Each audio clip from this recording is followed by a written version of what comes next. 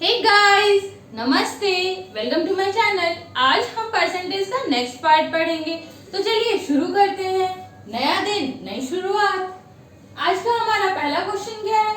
Given that 10% of A's income equals to 15% of B's income equals to 20% of C's income. If the sum of their income is 7800, then find B's income। कहता है कि A के income का 10% बराबर है B के income का 15% के, और ये दोनों इक्वल है C के इनकम के 20% के।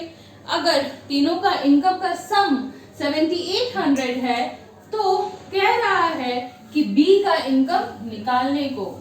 ठीक है, इसे हम दो मेथड से बना सकते हैं।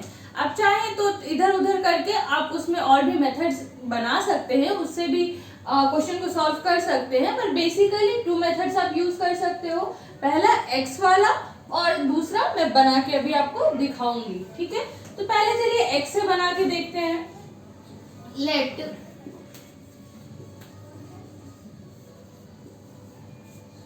10% ऑफ ए। सबसे पहले आप एज इनकम को ए से, बीज इनकम को बी से और सीज इनकम को सी से रिप्रेजेंट आराम से कर सकते हैं, तो वो कीजिएगा ताकि समय बचे, बार बार उतना लंबा एज इनकम बीज इनकम लिखना ना पड़े। अगर आप स्कूल स्टूडेंट हो या फिर सीबीएसई के एग्जाम्स के लिए आप पढ़ रहे हो या स्टेट बोर्ड्स का के लिए पढ़ रहे हो और तब क्वेश्चन बना रहे हो, तो आप चाहो तो लेट करके ये चीज मेंशन भी कर दे सकते हो। और अगर कॉम्पिटिटिव हो तब तो ये सब कुछ भी लिखने की जरूरत नहीं है, जितना कम लिख के आपका सॉल्व हो जाए वो ज्यादा अच्छा है। So 10% of A equals to 15% of B equals to 20% of C, right? So let 10% of A equals to 15% of B equals to 20% of C be X। क्योंकि ये तीनों बराबर है तो क्या तीनों को हम X नहीं मान सकते हैं? मान सकते हैं, राइट? अब क्या बोल रहा है कि इन तीनों का सम 7800 के बराबर है। ऑल्सो क्योंकि 10% ऑफ ए एक्स के बराबर है, तो सो ए किसके बराबर हो जाएगा?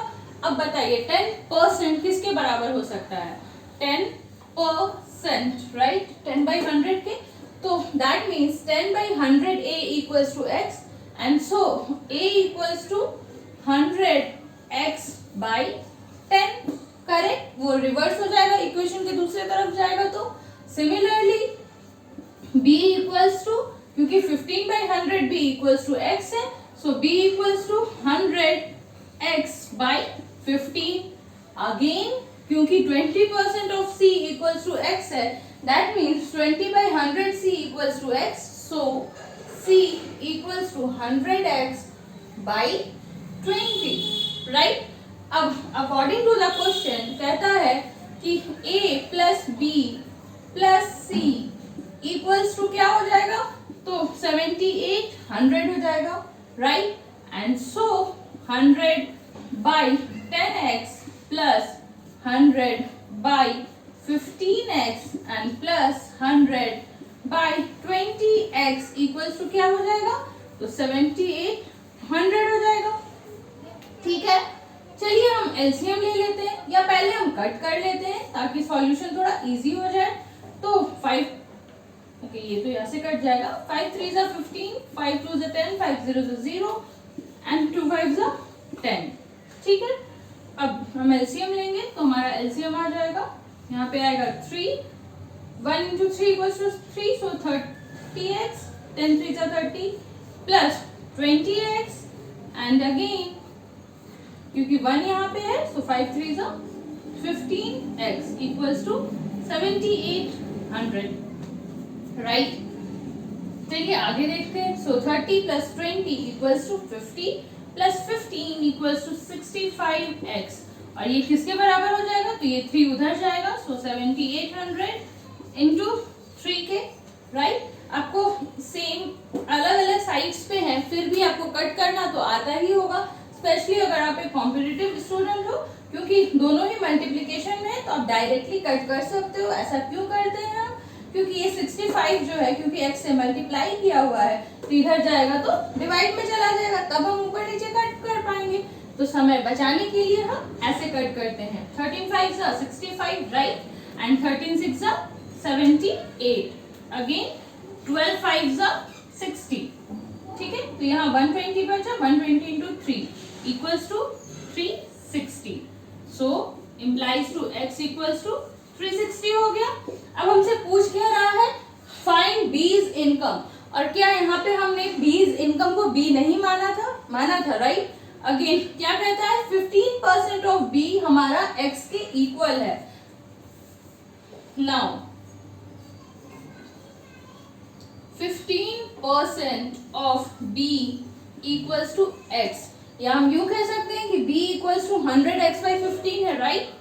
सो implies to b equals to 100x, x का वैल्यू कितना है, तो 360 है, बाई 15, 5 3 जा 15, 5 2 जा 10, 5 0 जा 0, एंड 3 इंटू 12 इक्वल्स टू 36, 12 2 जा 24, और ये दो जीरोस 2400, यही हमारा आंसर हो जाएगा। आप लिख सकते हो देयरफॉर बीज इनकम इक्वल्स टू ₹2400।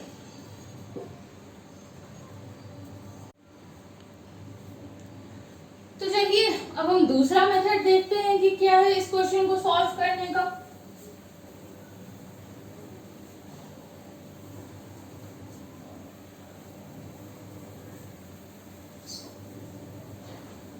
ओके,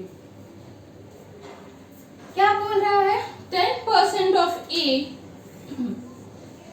क्योंकि हमसे बी के इनकम के बारे में पूछा है तो हम ये कर सकते हैं कि ए इक्वल्स टू कितना बी होगा वो निकाल लें, और सी भी इक्वल्स टू कितना बी होगा वो निकाल लें। मतलब ए कितना हिस्सा होगा बी का, कितना फ्रैक्शन के फॉर्म में, एंड सिमिलरली सी कितना हिस्सा होगा बी का। तो जब सारा हम बी के टर्म्स में निकाल लेंगे और तीनों का सम 7800 है तो हम इजीली सॉल्व कर पाएंगे। चलिए देखते हैं कैसे। Now according to the question 10% of A equals to 15% of B, correct? Now implies to percent मतलब यहाँ भी बाई 100, यहाँ भी बाई 100, एंड दोनों आपस में इजीली कट हो जाएंगे, ऑफ भी कट सकता है, and 5 2s are 10 and 5 3s are 15। वैसे भी ऑफ का मतलब मल्टीप्लाइड ही होता है, so that doesn't make any change। Now 2A equals to 3B, ठीक है, so implies to A equals to क्या हो जाएगा, तो 3/2B, ठीक है। Similarly हमें फिर से पता है कि 20% ऑफ C या C's income equals to 15% of B या B's income, whatever suits you. Okay, तो वैसे ही ठीक ऊपर वाले की तरह ये हमारा कट हो जाएगा percent, and 5 4s are 20, 5 3s are 15। ये कैसे कट कर सकते हैं ये मैंने अभी जस्ट आपको बताया था। तो so 4C equals to 3B, and that implies to C equals to 3, ये 4 यहाँ मल्टीप्लाई में है, जब इक्वेशन के दूसरे तरफ जाएगा तो डिवाइड में आ जाएगा, सो 3/4B, ठीक है। अब हमें पता चल गया है कि A कितने B के बराबर है एंड C कितने B के बराबर है। Also according to the question क्या बोल रहा है कि A plus B plus C equals to ₹7800, right. अब A के जगह पे क्या हम 3/2B नहीं लिख सकते हैं, लिख सकते हैं राइट, क्योंकि A इक्वल्स टू 3/2B है। Okay, plus B and similarly C equals to क्या है, तो 3/4B इक्वल्स टू ₹7800, ठीक है। अब इसे चलिए सॉल्व करते हैं। ये इम्प्लाई करेगा, हम यहाँ पे एलसीएम लेंगे तो एलसीएम हमारा हो जाएगा 4, 2 2s are 4, so 3 2s are 6B, plus यहाँ पे कुछ डिनोमिनेटर नहीं है, दैट मीन्स 1 है, and 1 4s are 4, so 4B, okay, and plus 4 तो यहाँ भी है, यहाँ भी है, सो हमारा न्यूमरेटर सेम रहेगा, plus 3B equals to 7800। Okay, next हम इसे सॉल्व करेंगे। 6 + 4 10 + 3 13B इक्वल्स टू 7800 इंटू ये 4 उधर चला जाएगा, ठीक है, and 13 6 जा 78. Thus implies to B equals to क्या हो जाएगा, तो 6 4 जा 2400. ठीक है, आप यहाँ लिख सकते हो लास्ट में, मेरे पास वहां स्पेस नहीं है इसलिए मैं यहाँ लिख दे रही हूँ. Therefore B's income equals to rupees 2400 या 2400. ओके, आपको जो भी मेथड दोनों में से ज्यादा इजी लगे, आपको ऐसा लगे कि इस मेथड में मेरा ज्यादा समय बच सकता है या इस मेथड में ज्यादा समय बच सकता है, आप उससे बनाए, फर्क नहीं पड़ेगा, आपका आंसर जरूर आएगा और सेम आएगा. ठीक है, चलिए अब हम अपने नेक्स्ट क्वेश्चन की ओर चलते हैं. The monthly income of a person was rupees 13,500 and his monthly expenditure was rupees 9,000. Next year his income increased by 14% and his expenditure increased by 7%. The percent increase in his savings was what? अब हमें पता है कि income में से अगर हम खर्च घटा देते हैं, कमाई में से खर्च घटा देते हैं, तो जो आता है वही हमारा बचत होता है, सेविंग्स होता है, राइट. चलिए क्वेश्चन बनाते हैं. Income minus expenditure equals to savings. अब पहले उसका जो इनकम था वो था 13,500. ठीक है, तो हमारा अर्लियर सेविंग्स क्या हो जाएगा, तो अर्लियर इनकम जो कि 13,500 था माइनस अर्लियर एक्सपेंडिचर जो कि 9,000 था, राइट. जो पहले का उसका खर्च था. ठीक है, अब 13 माइनस 9 इक्वल्स टू 4. सो इसका सेविंग्स कितना था पहले, तो 4,500. ठीक है, अब क्या बोल रहा है कि अगले साल उसका जो इनकम था, उसकी जो आमदनी थी, आय था, वो 14% इंक्रीज हो जाता है. ठीक है, तो न्यू इनकम क्या हो जाएगा, 14% इंक्रीज हो जाता है. तो आप ऐसे भी कर सकते हो कि 13,500 प्लस 14% ऑफ 13,500, या आप डायरेक्टली 114% ऑफ 13,500 भी लिख सकते हो, क्योंकि मैंने जैसा कि बहुत बार पहले भी कहा है कि जो भी हमारा बेस होता है परसेंटेज के केस में, वो इक्वल टू किसके होता है, 100% के, क्योंकि 100 बाई 100 इक्वल्स टू 1 हो जाएगा. ठीक है, तो 100% plus 14% increase equals to 114% of 13,500 हो जाएगा ये. और न्यू एक्सपेंडिचर क्या हो जाएगा, हाँ, अगर आपको ज्यादा बड़े नंबर्स को मल्टीप्लाई करने में परेशानी हो तो, और ऐड करने में उतनी दिक्कत ना लगे, तो आप वही मेथड यूज करें, कोई प्रॉब्लम उसमें नहीं है, सेम ही होगा. मैं यहाँ लिख देती हूँ 13,500 प्लस 14% ऑफ 13,500. ठीक है, सेम बात ही होगी. संभव है आपको वो ज्यादा इजी लग रहा हो तो आप उसे ही अप्लाई करें. ओके, और न्यू एक्सपेंडिचर हमारा क्या हो जाएगा, तो क्योंकि 7% इंक्रीज हुआ है, तो आप बोल सकते हैं कि 107% ऑफ पहले कितना था, तो रुपीज 9,000 था, राइट. सो 107% ऑफ 9,000 हो जाएगा. ठीक है, या इसे लिख सकते हैं आप 9,000 प्लस 7% ऑफ 9,000. ठीक है, whichever suits you. अब चलिए हम इन्हें सॉल्व करके अपना नया इनकम और नया एक्सपेंडिचर निकालते हैं. तो उसमें क्या होगा, हमारा न्यू सेविंग्स भी निकल जाएगा. अब 114 इंटू 135 किसके बराबर होगा, पहले देखें. 114 बाई 100 इंटू 13,500, यही लिखेंगे ना हम, 114% ऑफ 13,500 को, राइट. अब ये जीरोज हमारे कट जाएंगे. 9 में से 3 गया 6, 13 में से 6 गया 7 एंड 14 में से 9 गया 5. So new savings equals to rupees 5,760. अब हमारा इंक्रीज इन सेविंग्स क्या होगा, तो new savings minus earlier savings. But क्या यहाँ इंक्रीज इन सेविंग्स पूछ रहा है, नहीं, यहाँ परसेंटेज इंक्रीज इन सेविंग्स पूछ रहा है, जो कि इक्वल होगा increase in savings by earlier savings into 100% के. बाई में अर्लियर सेविंग्स क्यों होगा? क्योंकि यही ना हमारा बेस है, इसी के बेस पे पूछ रहा है ना कितना परसेंट इंक्रीज हुआ है, right? So increase in savings by earlier savings into 100%, हमारा percentage increase in his savings हो जाएगा।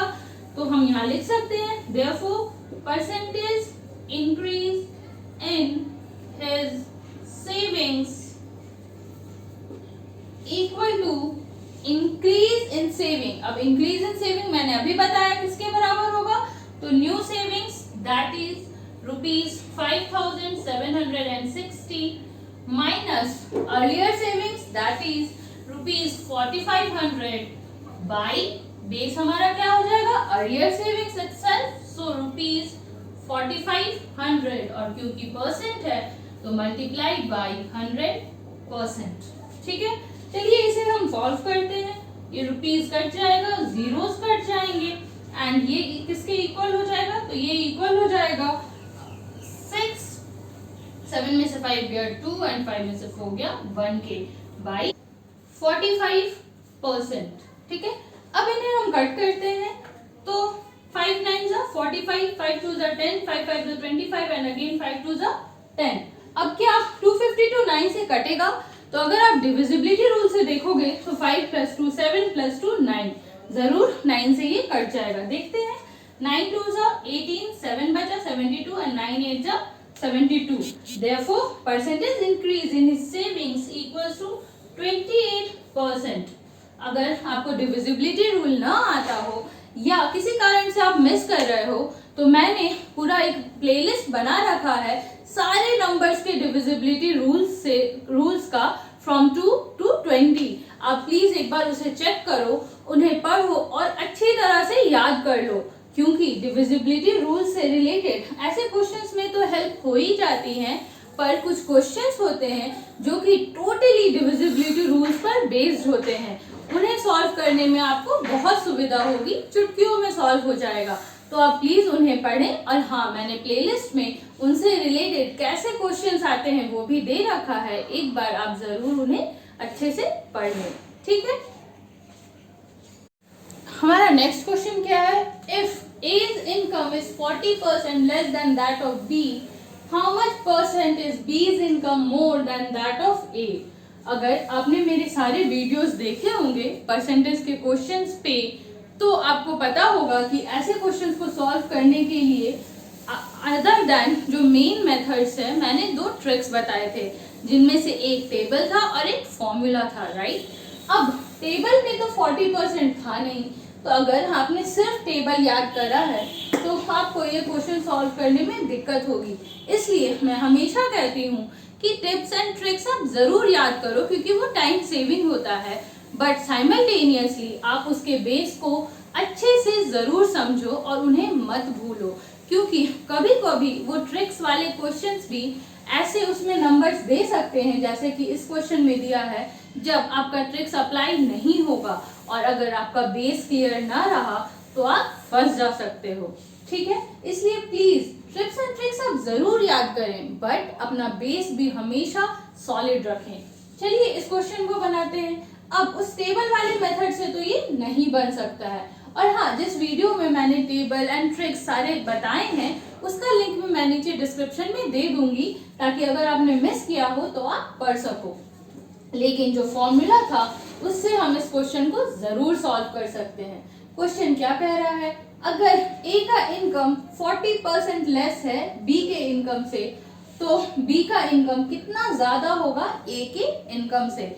अब उस फॉर्मूला में क्या था कि required percent equals to given percent by 100 plus minus given percent.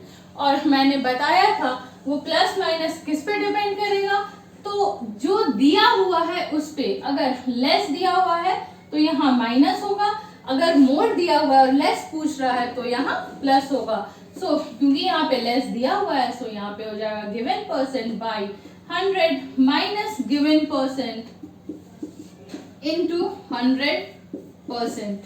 ठीक है, तो चलिए सॉल्व करते हैं। तो गिवन कितना है 40 बाई 100 माइनस 40 इंटू 100 ठीक है, दैट इक्वल्स टू 40/60 इंटू 100%। ठीक है, ये 0 कट जाएगा, 2 3 जा 6 एंड 2 2 जा 4, that equals to 200/3%। And again this equals to 3 6 जा 18, 2 बचेगा, 3 6 जा 18, 66 होल 2/3%। यही हमारा आंसर हो जाएगा। ठीक है,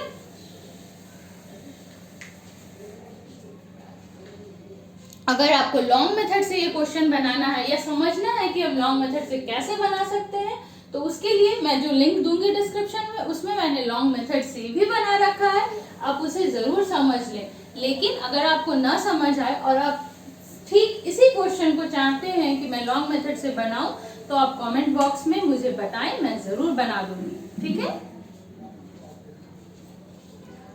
अगर मेरे वीडियोस आपके लिए हेल्पफुल हो रहे हैं तो प्लीज इस वीडियो को लाइक करें, अपने फ्रेंड्स एंड फैमिली के साथ शेयर करें, और अगर आपने अभी तक मेरे चैनल को सब्सक्राइब नहीं किया है तो प्लीज सब्सक्राइब भी करें। और अगर आपको कोई क्वेश्चन पूछना है मैथ से रिलेटेड, तो मेरे जीमेल आईडी जो कि मैंने नीचे डिस्क्रिप्शन में दे रखा है, विच इज crackmathematics@gmail.com के थ्रू या नीचे कमेंट बॉक्स के थ्रू मुझसे जरूर पूछें। आज के लिए इतना ही, धन्यवाद।